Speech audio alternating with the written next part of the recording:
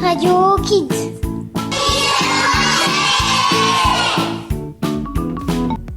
Théo, tu as oublié qu'on doit présenter cette émission spéciale Molière. D'accord Sophia, on va commencer tout de suite. Bonjour, je m'appelle Théo et je vais être le présentateur. Moi, je m'appelle Sophia et je vais être la présentatrice avec mon ami Théo. Au programme d'aujourd'hui, on a une charade, un reportage sur qui était Molière, un autre sur ses pièces les plus importantes, un micro-trottoir sur quelles sont vos pièces préférées. Ensuite, un reportage sur l'époque de Molière et aussi quels étaient ses personnages les plus célèbres. Et pour finir, on s'est posé la question, pourquoi Molière est toujours d'actualité? On va commencer cette émission avec Eduardo et Nicolas. Bonjour alors. Pourquoi c'est un spécial Molière?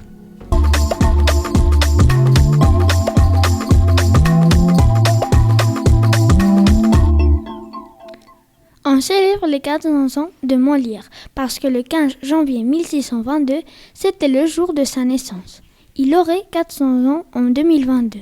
Il y a deux lycées Molière dans le réseau MLF en Espagne, celui de Villanueva de la Cañada et celui de Saragosse.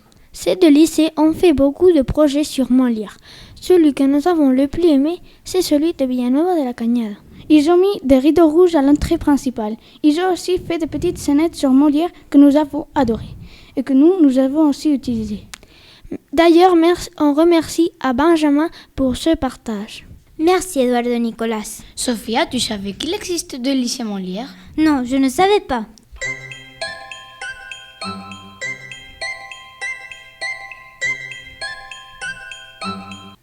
Bonjour Anna-Sophia, quelle est ta charade?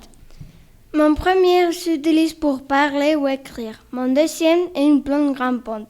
Mon tout fêterait 400 ans cette année. Qui suis-je? On écoute les réponses. Bonjour Samuel. Bonjour. Et je crois que c'est Molière. Bonjour Claudia. Molière. Molière. Bonjour Kevin. Un lierre. Bonjour Céline. Molière. Sophia reviendra nous donner la solution à la fin de l'émission. Théo, tu sais qui était Molière? Oui, plus ou moins. Bon, non, pas vraiment. Alors, Anne et Paula vont nous l'expliquer. Bonjour les filles. Bonjour. Bonjour Sophia et Théo.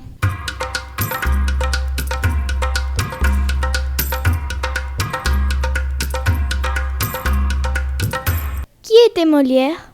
Molière était un comédien et dramaturge français.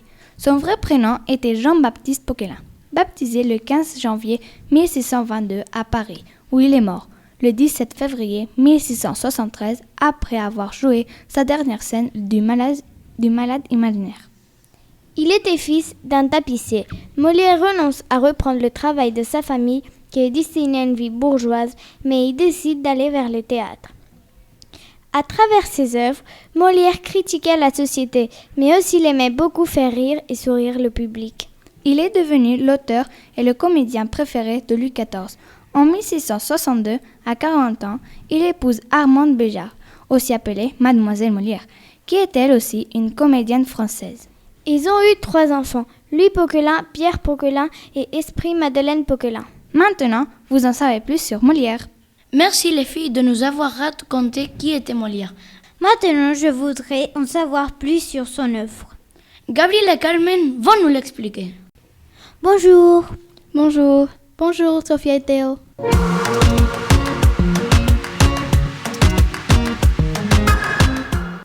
Gabriel Lacour, c'est notre tour. D'accord, j'arrive. Bon, on va vous parler de Le Malade imaginaire, une pièce de théâtre de Molière. Mais aussi, il y en a beaucoup d'autres, comme L'Avare, Le bourgeois gentilhomme, Le Tartuffe ou l'imposteur, Le médecin malgré lui. Le Malade imaginaire est une pièce de théâtre écrite par Molière le 10 février 1673.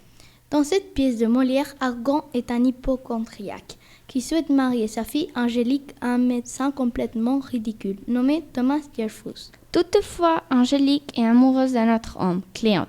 En parallèle, Béline, la seconde femme d'Argan, a pour objectif de voler la fortune de son mari. Vous savez qu'on a pris cette pièce parce que c'est la dernière œuvre que Molière a jouée? Oui, la légende dit qu'il est mort sur scène le 17 février 1673, au dernier acte de l'œuvre. Quand il s'évanouit, la foule a pensé qu'il jouait très bien, parce que juste à ce moment, Là, il devait s'évanouir. Oui, mais ce n'est pas vrai. Il est mort 2 heures plus tard chez lui. Carmen, je crois qu'on a fini. Oui, on a fini. Et maintenant, on espère que vous connaissez un peu plus le théâtre de Molière. Merci les filles de nous avoir parlé des pièces de Molière. On va tout de suite avec Maria Vera pour le micro-trottoir.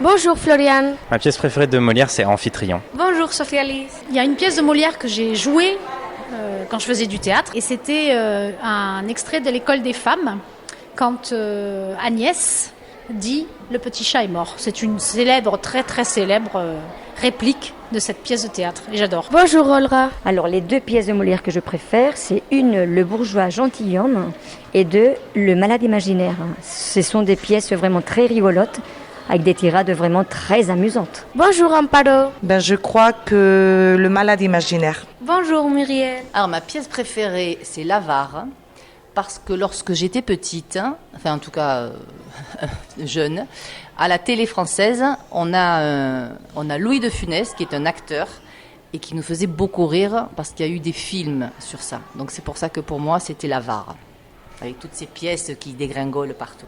Merci les filles. Théo, j'ai une question pour toi. Quelle est ta pièce préférée? C'est Les malades imaginaires. On a vu cette pièce en classe et je me demande à quelle époque vivait Molière. Je crois que Roche et Irène peuvent répondre à cette question. Bonjour. Bonjour Sophie et Théo. Bonjour.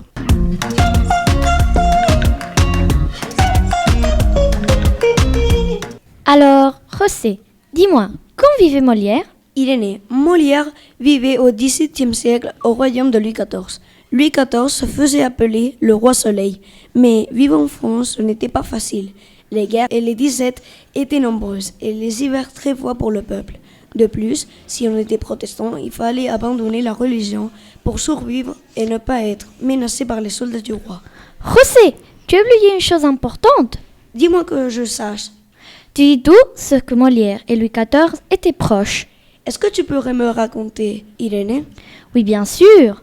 La protection du roi et son support financier permettaient à Molière de se consacrer pleinement à l'écriture et à l'élaboration de ses pièces. Molière faisait beaucoup rire le roi en se moquant férocement des courtisans avec des œuvres comme Les Fourberies de Scapin ou Le bourgeois gentilhomme. Mais la relation qu'il avait avec le roi était aussi amicale. C'est pour ça que le premier fils de Molière s'appelait Louis, et le roi fut même son parrain. Merci. Et maintenant, Lucie et Alvaro vont nous expliquer quels sont les personnages les plus célèbres. Bonjour.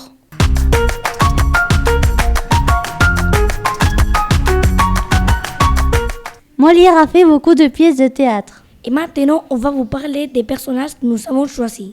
Le premier personnage, c'est le Tartuffe, qui apparaît dans l'œuvre du Tartuffe, aussi appelé l'imposteur. C'était un personnage si important que c'est un mot qui apparaît maintenant dans le dictionnaire. Quand tu appelles quelqu'un Tartuffe, tu es en train de lui dire qu'il est un faux dévot et une personne hypocrite. Un autre personnage s'appelle Harpagon et il apparaît dans la pièce de L'Avare. Il était aussi un des personnages les plus importants créés par Molière. Et il est aussi dans le dictionnaire puisqu'un parent définit quelqu'un avec une grande avarice. Ce sont des personnages qui ont marqué la langue française. On espère que comme nous, vous avez beaucoup appris. Merci Lucie et Alvaro. Avant de finir, j'ai encore une question. Pourquoi Molière est-il toujours d'actualité? Alvaro et Nicolas vont nous répondre. Bonjour. Bonjour. Bonjour.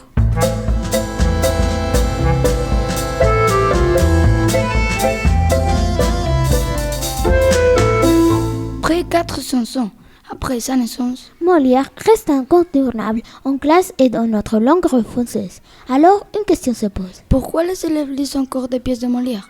Parce que Molière est drôle. Ces pièces continuent de faire rire à siècle après siècle, mais ce n'est pas tout. Les thèmes adorés par Molière sont très contemporains. Les conflits au sein de la famille, l'égalité entre les sexes et bien sûr sur la santé. Sans oublier le thème de la justice. On pense que dans 400 ans, il sera encore dans les mémoires. Même s'il est sûr que nous ne serons pas là pour le vérifier. En tout cas, c'est tout ce qu'on lui souhaite. Et pour finir, Anna-Sophia va nous donner la solution de sa charade. La réponse est Molière. Merci Anna-Sophia. Cette émission est finie. Je veux pleurer. Bon, mais tu ne vas quand même pas pleurer. Non, c'est de la comédie, parce qu'on a beaucoup appris avec Molière. D'accord, merci de nous avoir écoutés. Mais avant de finir, on remercie les techniciens Isabelle et Manuel. Et avant de sortir de scène, au revoir. Au revoir, à bientôt. Radio Kids.